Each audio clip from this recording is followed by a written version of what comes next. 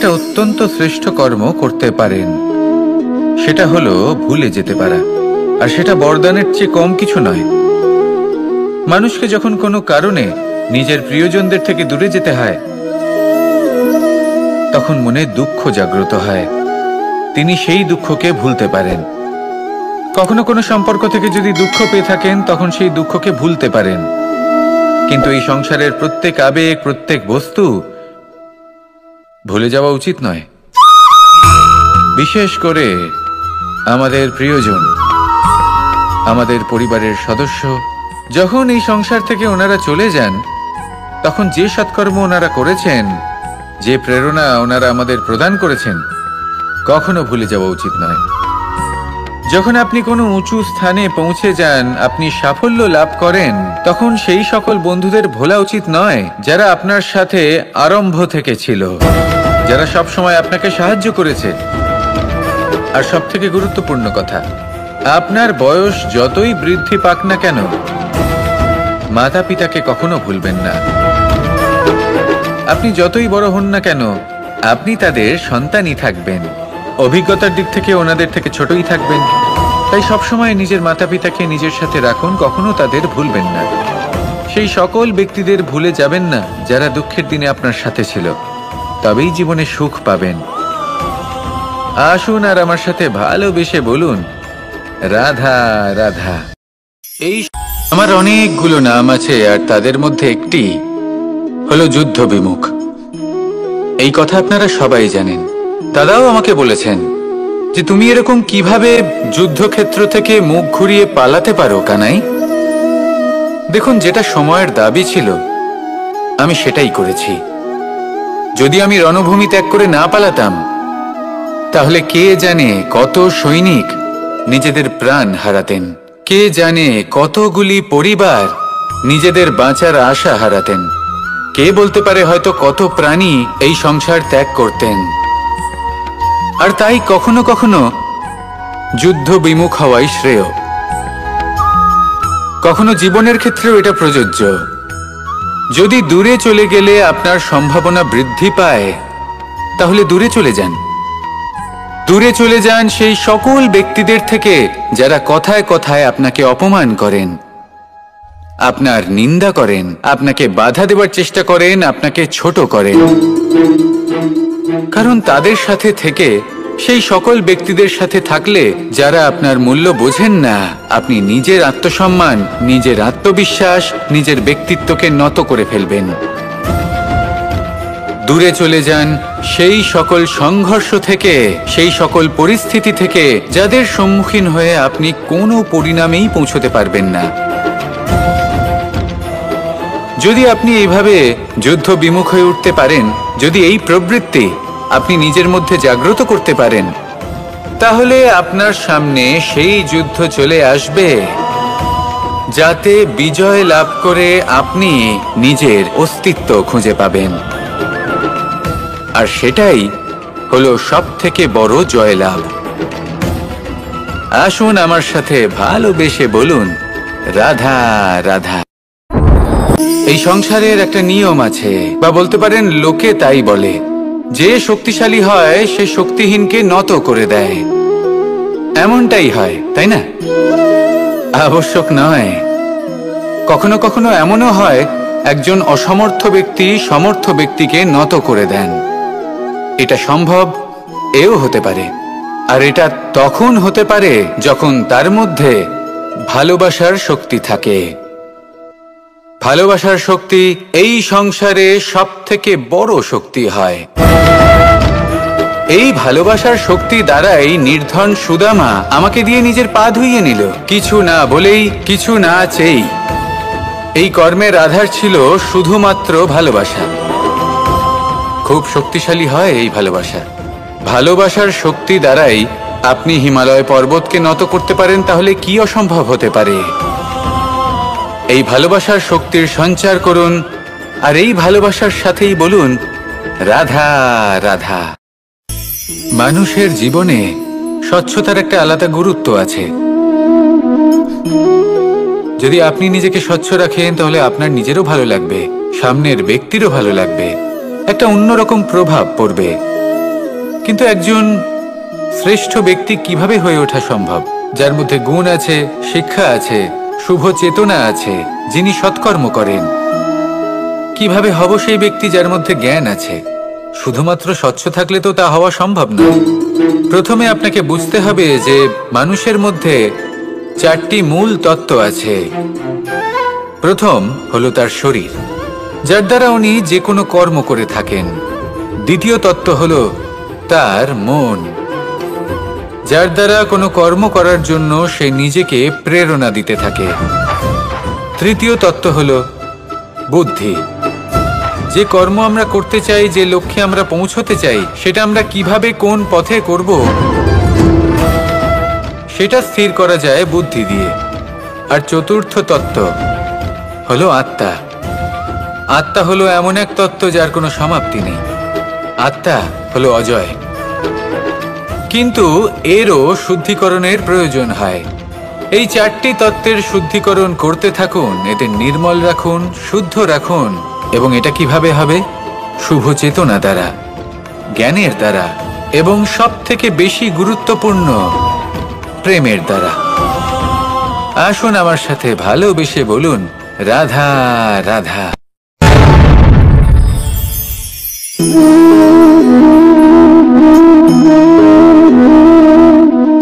জল এই সংসারের সমস্ত প্রধান তত্ত্বের মধ্যে একটি। এই জল যে কোনো জ্বালা দূর করে, আগুনকে নিভিয়ে দেওয়ার ক্ষমতা রাখে, অবিরল অবিচল ভাবে প্রবাহিত হতে পারে, একে কেউ বাধা দিতে পারে না। এর পথে বাধা সৃষ্টি করলে নিজের পথ নিজেই খুঁজে নেবে, বা সে নিজেই নিজের পথ বানিয়ে নেবে, কিন্তু কখনো থামবে না। এই জল হলো মহান, আর এর একটা মহান গুণ আছে, এর নিজস্ব কোনো রং নেই। কিন্তু যখন মেঘ থেকে বৃষ্টি রূপে পৃথিবীতে ঝরে পড়ে, তখন সমস্ত সংসারকে রঙিন করে তোলে। যেখানে খরা হয়েছে সেখানে শ্যামল করে তোলে, যে স্থান শ্যামল সেখানে ভিন্ন ভিন্ন প্রকারের পুষ্প ফুটিয়ে তোলে। এই জল, এই জলের মতন আমাদের হতে হবে। ওর যেমন কোনো রং নেই, আমাদেরও যেন কোনো অহংকার না থাকে। শুধু কর্মের এই ধারাতে বইতে থাকুন, এই সংসারের মঙ্গল করতে থাকুন, শ্রেষ্ঠ কর্ম করতে থাকুন। এই সংসারকে এটা বলার কোনো প্রয়োজন নেই যে আপনি কে। আপনি যদি কর্ম করতে থাকেন, তাহলে এই সংসার নিজে থেকেই আপনার মূল্য জানতে পারবে। আর তখন এই মন প্রসন্ন হয়ে বলবে, রাধা রাধা। একদিকে হলো আঙুর, আর অন্যদিকে কিশমিশ। দেখতে গেলে এই দুটোই সবারই খুব প্রিয়, শিশু হোক, যুবক হোক, বা কোনো বৃদ্ধ ব্যক্তিই হোক না কেন। আর দেখতে গেলে এই কিশমিশ, এটা আঙুর থেকেই আসে, তারই অন্য একটি রূপ। কিন্তু কখনো হাটে যান আর গিয়ে জিজ্ঞেস করুন যে এই কিশমিশ আর আঙুর, এই দুইয়ের মধ্যে অধিক মূল্য কার? আপনিও নিশ্চয়ই জানবেন যে কিশমিশের মূল্য আঙুরের থেকে অনেক গুণ বেশি। এবার এরকম কেন হয়? এর পেছনে কি কারণ থাকতে পারে? একদিকে হলো সেই আঙুর যা টাটকা অবস্থায় গাছ থেকে পেড়ে খাওয়া যায়, আর অন্যদিকে হলো কিশমিশ যাকে মাসের পর মাস রোদে ফেলে রাখা হয়। একদিকে আঙুর যা কিনা অত্যন্ত রসালো, আর কিশমিশে কোনো রসই নেই। একটি হলো অত্যন্ত কোমল এবং সুন্দর, অন্যটি অমসৃণ এবং তাতে বিন্দুমাত্র সৌন্দর্য নেই, তাও তার মূল্য বেশি। এইসব কেন হয়? এই কারণেই হয় কারণ সেই আঙুর অনেক মাস পর্যন্ত রোদ সহ্য করে থাকে, কষ্ট সহ্য করে থাকে, তবেই সেই আঙুর কিশমিশে পরিণত হয়। এবার জীবনের কড়া রোদ যাকে সহ্য করতে হয়, তার সাথেও এটাই হয়ে থাকে, তারও মূল্য আপনা থেকেই বৃদ্ধি পায়। আপনার জীবনে আপনার গুণ, আপনার প্রতিভা, তা অত্যন্ত গুরুত্বপূর্ণ। কিন্তু যখন আপনি অভিজ্ঞতা লাভ করেন, তখনই সেই অভিজ্ঞতা আপনার গুণ এবং প্রতিভাকে আরো অনেক বেশি শ্রেষ্ঠ করে তোলে। তাই জীবনের কঠোর রোদের মধ্যেও দাঁড়িয়ে থাকাটা শিখে নিন, সাহসের সাথে কঠিন পরিস্থিতির সম্মুখীন হওয়াটা শিখে নিন। ঠিক এইভাবেই অভিজ্ঞতা লাভ করতে হয়, আর এই অভিজ্ঞতা আপনার মূল্য বৃদ্ধি করতেই থাকবে, করতেই থাকবে। আর তখন এই মন প্রসন্ন হয়ে বলবে, রাধা রাধা। আমাদের সকলের জীবনেই দুই ধরনের ব্যক্তি থাকেন, বন্ধু এবং শত্রু। তারা হলেন আমাদের প্রিয় বন্ধু, যারা আমাদের জীবনে সবসময় আমাদের পাশে থাকেন। কখনো কখনো আমরা তাদের জন্য কিছুই করি না, তাও তারা আমাদের আনন্দ প্রদান করেন, ভালোবাসা প্রদান করেন। আর অন্যদিকে থাকে আমাদের শত্রু। দেখতে গেলে যখন আমরা জন্ম নিই তখন কিন্তু আমাদের কোনো বন্ধু থাকে না, আমাদের কোনো শত্রুও থাকে না। কিন্তু যত ধীরে ধীরে আমরা জীবনে এগোতে থাকি, আমাদের বয়স বাড়তে থাকে, তখন আমাদের বন্ধু আর শত্রু এই দুইয়ের সংখ্যা বাড়তে থাকে। আর সেই সবকিছু নির্ভর করছে আমাদের কথার ওপর এবং আমাদের ব্যবহারের ওপর। এবারে আপনি যদি কোনো ব্যক্তিকে স্বাগত জানান উদার চিত্তে, ভালোবেসে, তাহলে সেই ব্যক্তি আপনার বন্ধু হবেই হবে।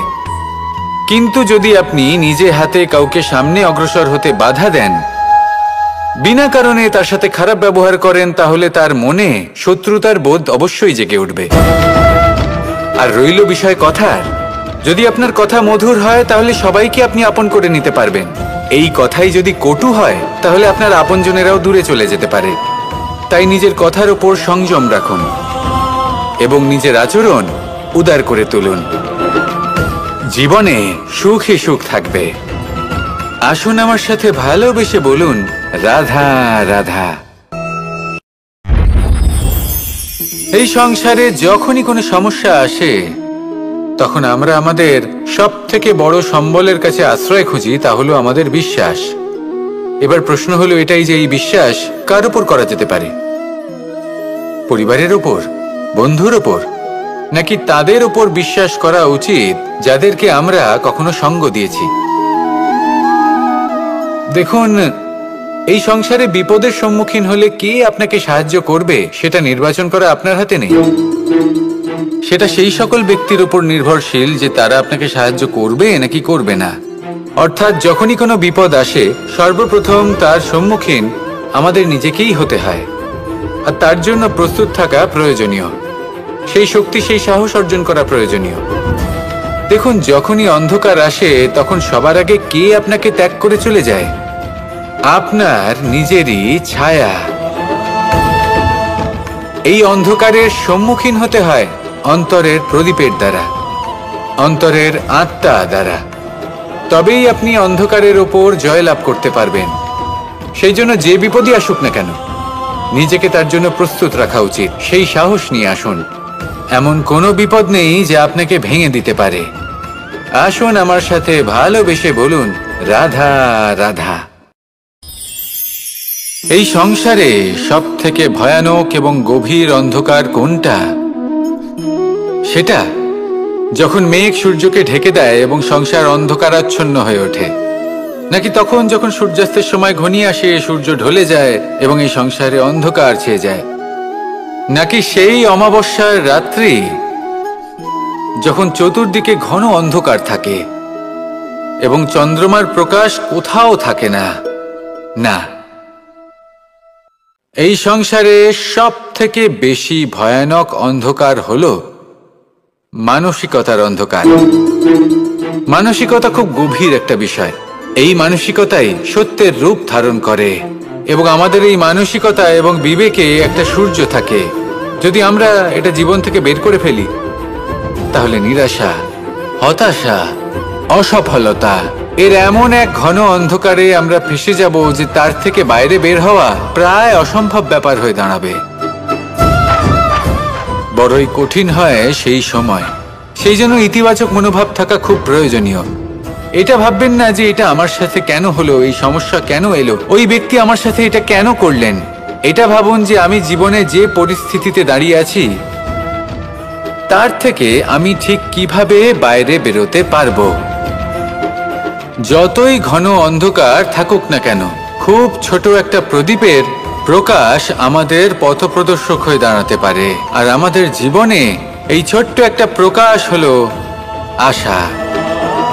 এই আশার একটি কিরণ আমাদের অত্যন্ত গাঢ় অন্ধকারেও পথ দেখাতে পারে। তাই এই আশাকে সবসময় মনে প্রজ্বলিত করে রাখুন। গাঢ় থেকে গাঢ় অন্ধকারের সাথে, কঠিন থেকে কঠিনতর সমস্যার সাথে লড়াই করুন, সামনে এগিয়ে চলুন, আর আমার সাথে ভালোবেসে বলুন, রাধা রাধা। শত্রুতা। একজন মানুষ অন্য মানুষের সাথে শত্রুতা করে বসেন। দুজন ঘনিষ্ঠ বন্ধু, এমনও এক সময় আসতে পারে যখন এনারা একে অপরের শত্রু হয়ে ওঠেন।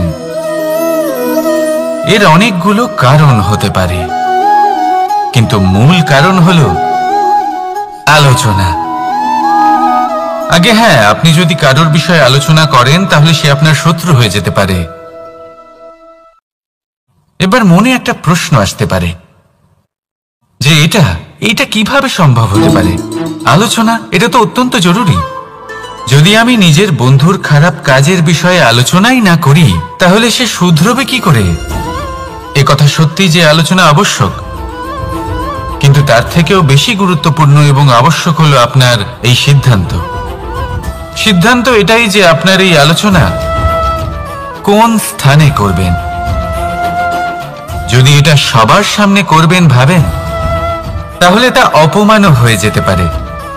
যদি এটা আলাদাভাবে করেন তাহলে তা পরামর্শ হয়ে যায়। অপমান কেউ স্বীকার করতে পারেন না, কিন্তু পরামর্শ সকলের ভালো লাগে। তাহলে যদি আপন কারোর জন্য ভালো কিছু চান, কাউকে শুধরে দিতে চান, আর আপনার মনে হয় আলোচনা আবশ্যক, তাহলে সর্বপ্রথম সময়, পরিস্থিতি আর স্থানের কথা মনে রাখবেন। নয়তো এই আলোচনা আপনাকে খুব ভোগাতে পারে। তাহলে আসুন আমার সাথে ভালোবেসে বলুন, রাধা রাধা। আপনার জীবনেও কি সমস্যা রয়েছে? অবশ্যই থাকবে। প্রত্যেকের জীবনেই সমস্যা থাকে। প্রত্যেক মানুষ জিজ্ঞাসাও করেন যে এই সমস্যা আসলে কি আর কেন আসে জীবনে। আপনাকে একটা কথা বলে দিই যে সমস্যা আসলে সেটা নয় যা আপনার পথে বাধা সৃষ্টি করে, বরং সমস্যা হলো সেটাই যেটা আপনি তখন দেখতে পান যখন আপনার একাগ্রতা আপনার পথ থেকে, আপনার লক্ষ্য থেকে সরে যেতে থাকে।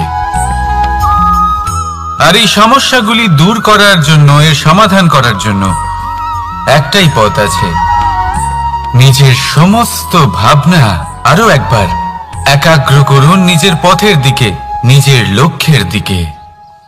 আপনার সমস্ত ভাবনা যদি কেন্দ্রীভূত হয় নিজের লক্ষ্যে, তাহলে এই সমস্যা দূরে থাকবে।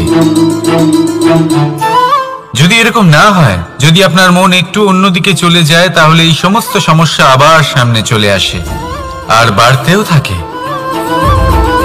দেখুন, যেখানে আপনার লক্ষ্য রয়েছে, বাণ যদি সেখানেই চালাতে হয়, তাহলে দৃষ্টি তো সেদিকেই রাখতে হবে। তবেই তো আপনি সেই লক্ষ্য ভেদ করতে পারবেন। সেই জন্য মনে রাখবেন, সর্বদা লক্ষ্য রাখবেন নিজের পথে, সেই পথেই সামনে এগোতে থাকুন নিজের লক্ষ্যের দিকে। আপনি যত সামনে এগোতে থাকবেন এই সমস্যা তত পিছিয়ে যাবে। তাহলে আসুন আমার সাথে ভালোবেসে বলুন, রাধা রাধা।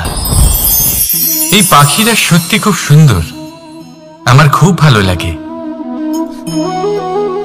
আপনি নিশ্চয়ই শুনে থাকবেন যে কিছু পাখির কাছে ডানা অবশ্যই থাকে, কিন্তু উড়তে পারে না। তারা চায় উঁচু আকাশে উড়ে বেড়াতে এবং মেঘেদের সাথে কথা বলতে, করতেই পারে না। এবার এই সংসারেও পাওয়া যায় ঘুড়িও।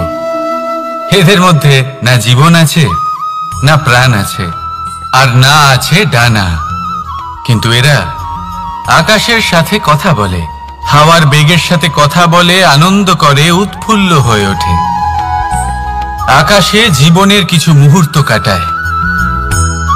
তার কারণ কি হতে পারে? কারণ হলো সুতো। এই সুতো যদি সঠিক হাতে থাকে, তাহলে এই কাগজের তৈরি ঘুড়িও আকাশের উচ্চতায় উড়ে বেড়াতে পারে। এবার এই সুতো আসলে কি? এই সুতো হলো আসলে ভালোবাসা, এই সুতো হলো আসলে বিশ্বাসের, আর এটা আপনি দিয়ে থাকেন তাদের হাতে যাদের আপনি বিশ্বাস করেন, যাদের আপনি নিজের সর্বস্ব দিয়ে দেন।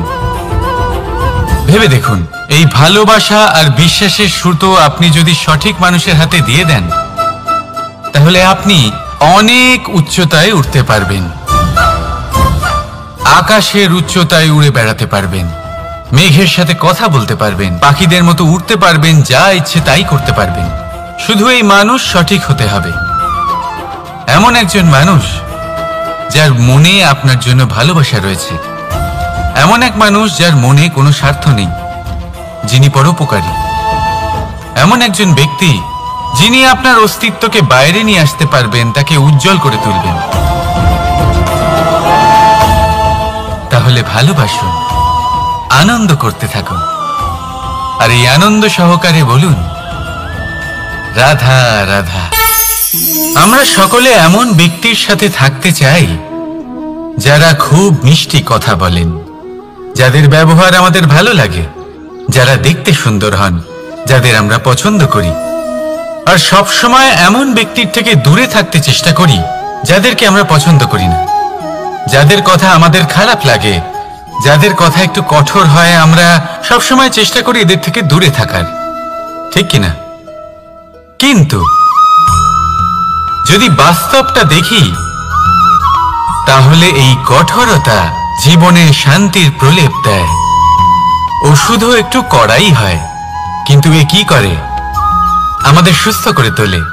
ঠিক সেইভাবেই ভালোবাসার এই অধ্যায় একটু কঠিন, একটু কড়াও মনে হতে পারে, কিন্তু এর ফল সবসময় আপনাদের স্বাস্থ্যের পক্ষে ভালোই হয়।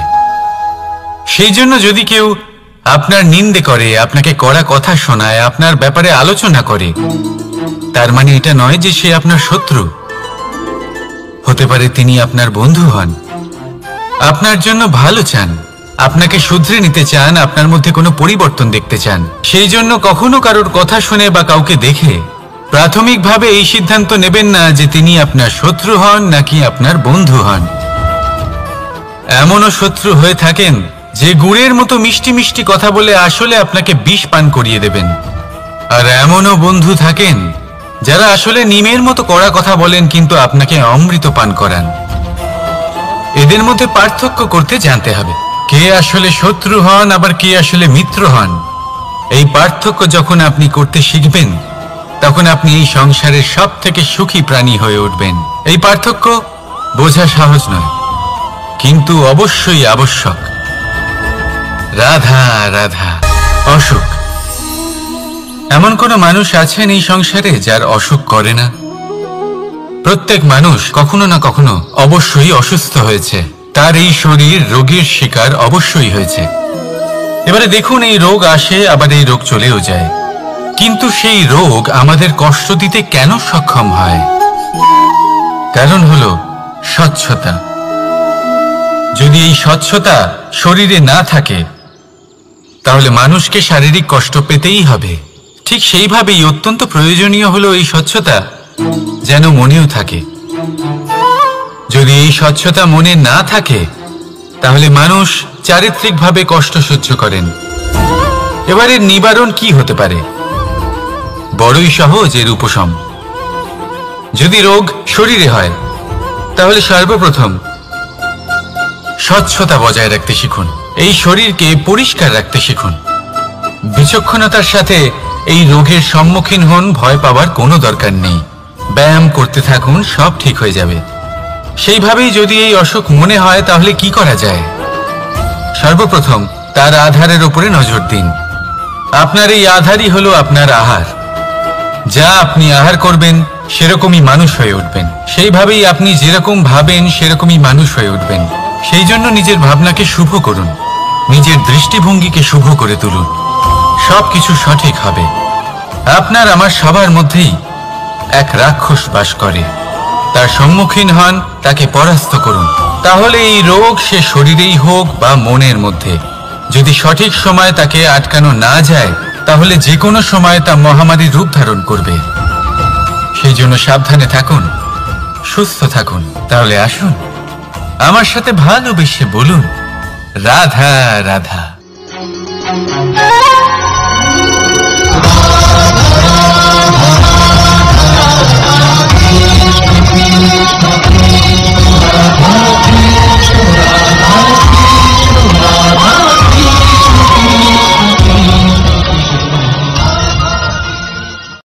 সংসারে সব থেকে বড় ব্যক্তি কে? আপনি বলবেন এ কেমন ধরনের প্রশ্ন, কিন্তু এটা হলো সব থেকে উচিত প্রশ্ন। কেউ এর উত্তর দেবে যে সেই মহাপ্রতাপী রাজা, তিনি হলেন সব থেকে বড় ব্যক্তি, সেই বড় রাজনীতিবিদ, তিনিই সব থেকে বড় ব্যক্তি। আমি আপনাকে জানাই যে সংসারের সব থেকে বড় ব্যক্তি হলেন তিনি, যার সাথে দেখা করলে আপনি নিজেকে ছোট মনে করবেন না। কোনো ব্যক্তি যিনি সব থেকে বেশি শক্তিশালী, আপনি যদি তার সামনে যান তাহলে উনি আপনার অন্তরের শক্তিকে বাইরে বের করে আনবে, আপনার অন্তরে লুকিয়ে থাকা শক্তিকে জাগ্রত করতে প্রেরণা প্রদান করবে। তিনি হলেন বড় ব্যক্তি, তিনি হলেন মহান ব্যক্তি। তিনি নন যিনি নিজের বল এবং ঐশ্বর্য দ্বারা আপনাকে তার সামনে ছোট প্রমাণ করবেন। এবং সেই জন্য মহাদেব আমার আরাধ্য হলেন আমার খুব প্রিয়। কারণ রাজা হোক বা ফকির, কেউ যদি ওনার সামনে যান তাহলে সে নিজেকে ছোট মনে করেন না। আপনিও যদি জীবনে অনেক বড় হতে চান তাহলে কাউকে কখনো নিজেকে ছোট মনে করতে দেবেন না। তার অন্তরে বড় হয়ে ওঠার প্রেরণা প্রদান করুন। আসুন আমার সাথে ভালোবেসে বলুন, রাধা রাধা। এই সংসারে সাফল্য লাভ করার জন্য জ্ঞানের প্রয়োজন হয়, পরিশ্রমের প্রয়োজন হয়, দৃঢ় নিষ্ঠার প্রয়োজন হয়, নিরন্তর চেষ্টা করা প্রয়োজনীয়। কিন্তু আরো কিছু আছে যা অত্যন্ত প্রয়োজনীয় এবং গুরুত্বপূর্ণ। তা হলো ভালো বন্ধু।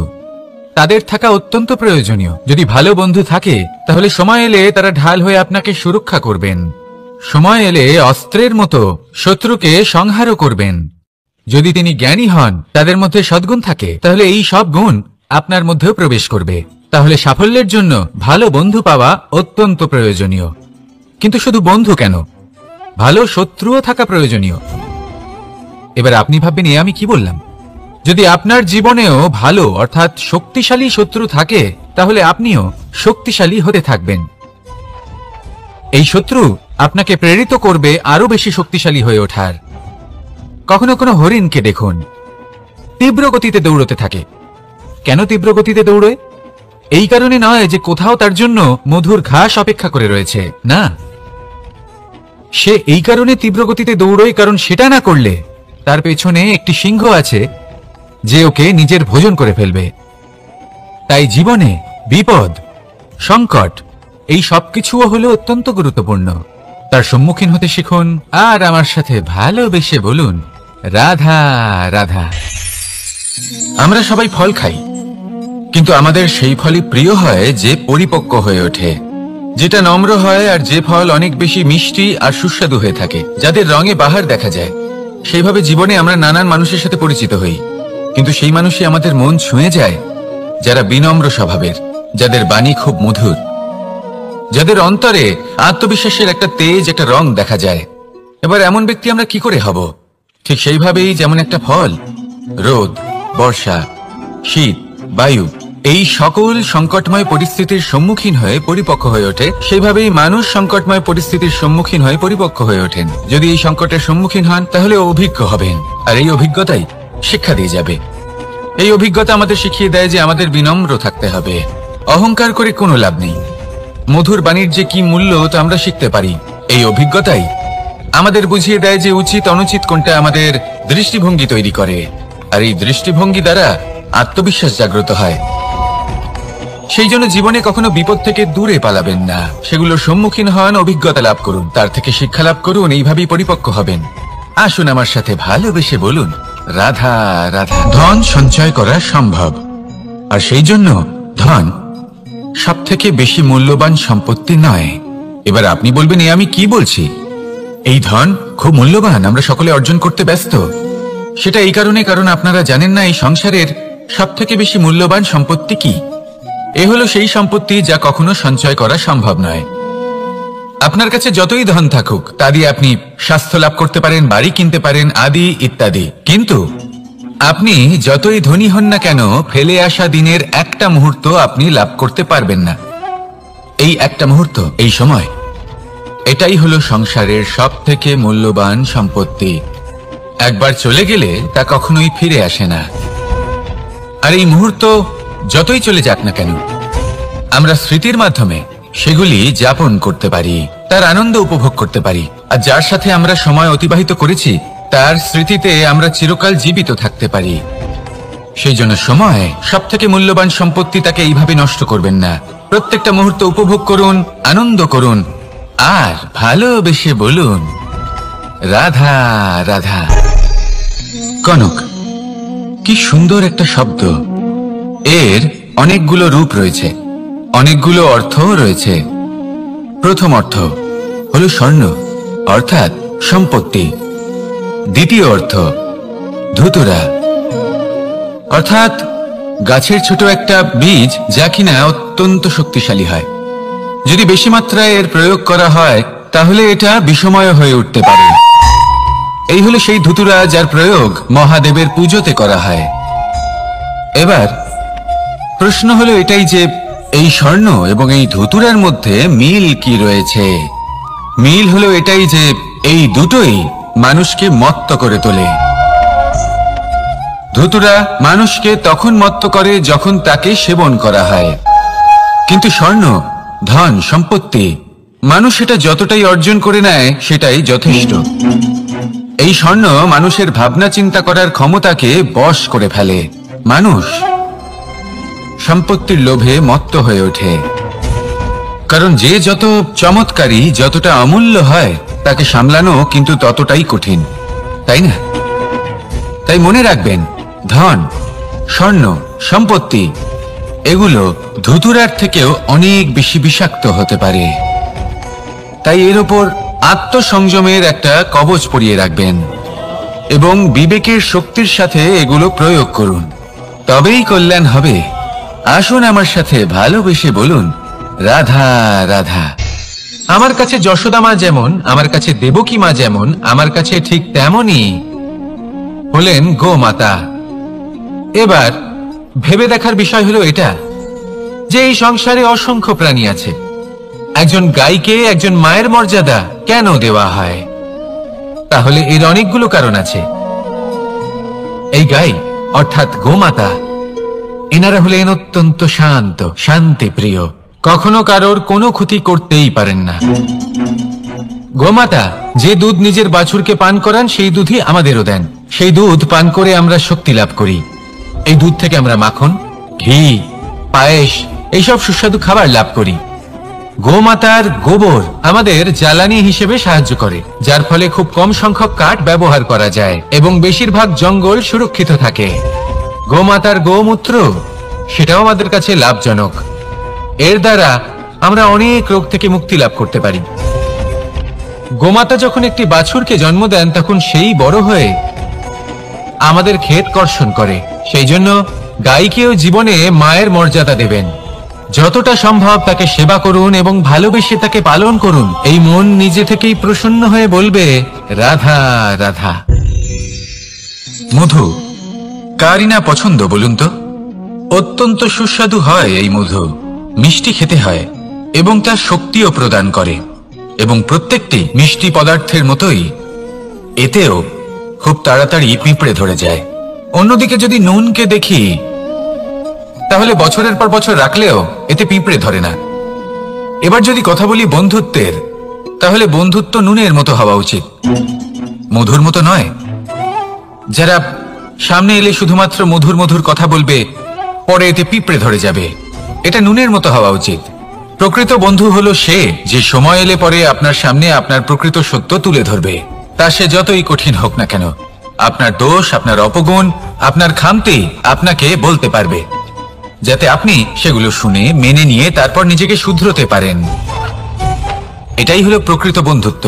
কখনো নিজের জীবনের আশেপাশে মন দিয়ে দেখবেন, অনেক সময় এমন মানুষ থাকেন, অনেক বন্ধু থাকেন যাদের দেখে আমাদের মনে হয় যে এনারা খুব কঠোর, এনাদের কথা খুব কটু।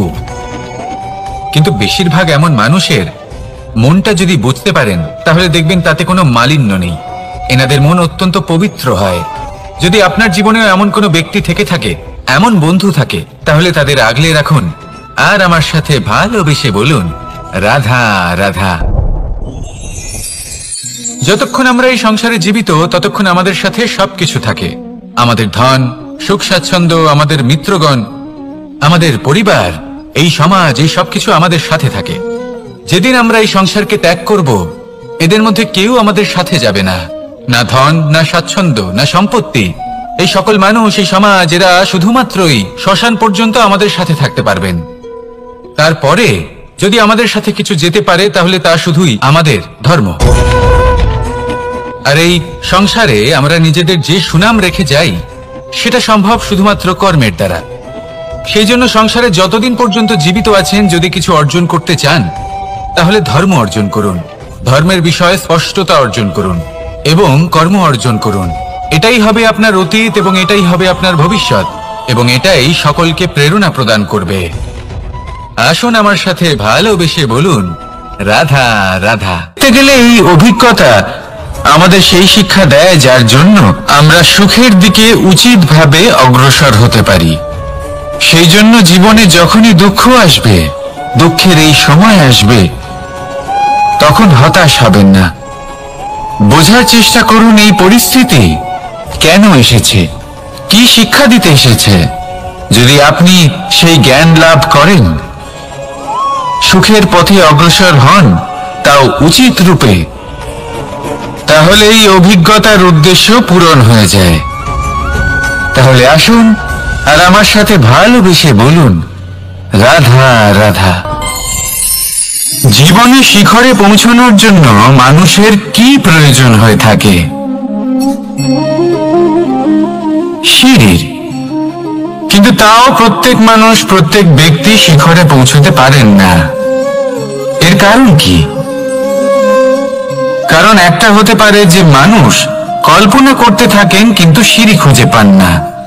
কিছু মানুষ খুঁজে নেন, কিন্তু তা পেয়ে এতটাই প্রসন্ন হয়ে যান যে তারপর আর কোনো কর্মই করেন না। খুব সোজা ব্যাপার। অনেক মানুষ সিঁড়ি খুঁজে পান না, আর যদি পেয়েও যান, তাও যতক্ষণ না তাতে চড়ছেন, সেই শিখরে পৌঁছবেন কি করে? যতক্ষণ না আপনি পরিশ্রম করছেন, যতক্ষণ না সেই সিঁড়িতে আপনি চড়ছেন, যতক্ষণ না ক্লান্ত হচ্ছেন, আপনার পায়ে হাঁটুতে ব্যথা না হচ্ছে, ততক্ষণ এই শিখরে পৌঁছানোর সৌভাগ্য লাভ করতে পারবেন না। তাহলে কল্পনার সাথে কর্ম করুন, পরিকল্পনার সাথে পরিশ্রম করুন, সবকিছু পাবেন। আসুন আমার সাথে ভালোবেসে বলুন, রাধা রাধা। সমস্যা, কঠিন সময়, সংকট, বিপদ কার জীবনে নেই? প্রত্যেকের জীবনে আছে। কিন্তু আমাকে একটা কথা বলুন, যদি নৌকায় ঢেউকে ভয় পেতে শুরু করে, তাহলে সাগর পার করবে কে? কখনো কোনো ছোট্ট পিঁপড়েকে দেখেছেন, যে আকারে হয়তো ছোট হতে পারে কিন্তু বড় শিক্ষা দিয়ে যায়?